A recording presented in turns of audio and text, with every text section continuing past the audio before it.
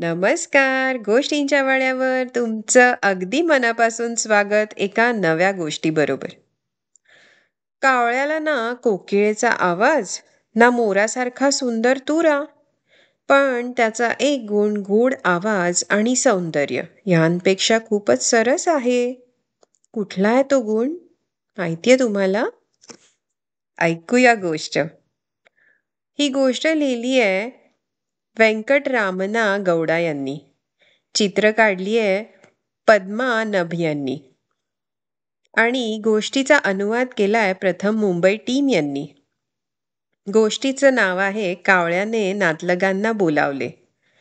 गोष्टीची वाचन पातळी आहे 3. गोष्ट प्रकाशित केली आहे प्रथम बुक्स आणि स्टोरी विवर कम्युनिटी यांनी. License under CC by 4.0 license. रोजच्या सारखी सकाळ झाली. कावळा आपल्या घरट्यात बसला होता. त्याला काय करावे सुचत नव्हते.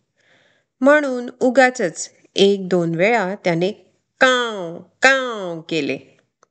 त्याचाही त्याला कंटाळा आला.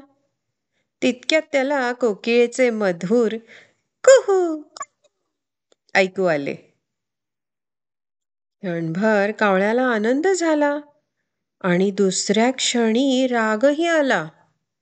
मी कोकिळेची अंडी उबवली आणि ती गाते मात्र माझ्यापेक्षा सुंदर. कावळ्याला कोकिळेचा हेवा वाटला. आपण कोकिळेकडून गायला का शिकू नये? कावळ्याने विचार केला. हेवा करण्यापेक्षा कोकिळेकडे गाणे शिकलेले चांगले.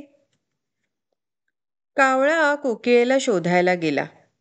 कोकिळेला कावळ्याची जरा शंका आली बरं का.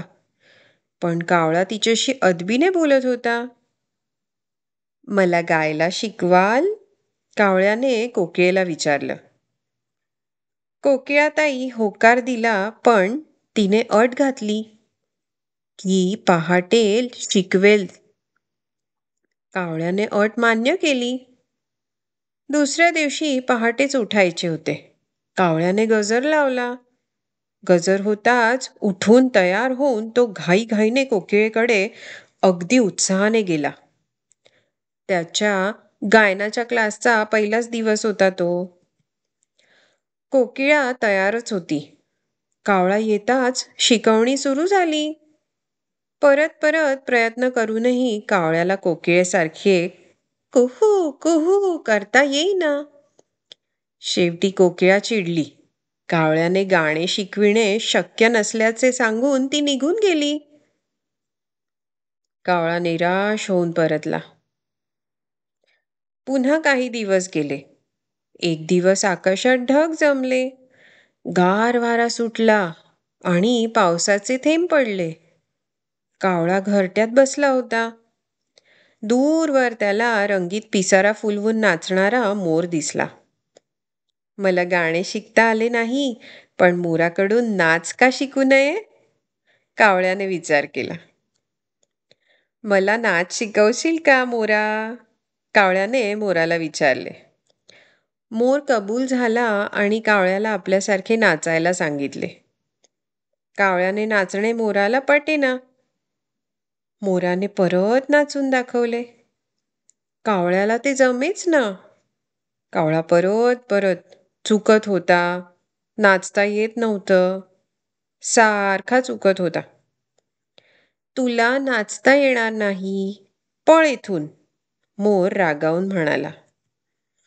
कावळ्याला वाईट वाटले. आपल्याला गाता आले नाही, नाचताही आले नाही. निदान चिमणीसारखे सुंदर घरटे बांधायला तरी शिकावे. हा विचार येताच तो चिमणीकडे गेला.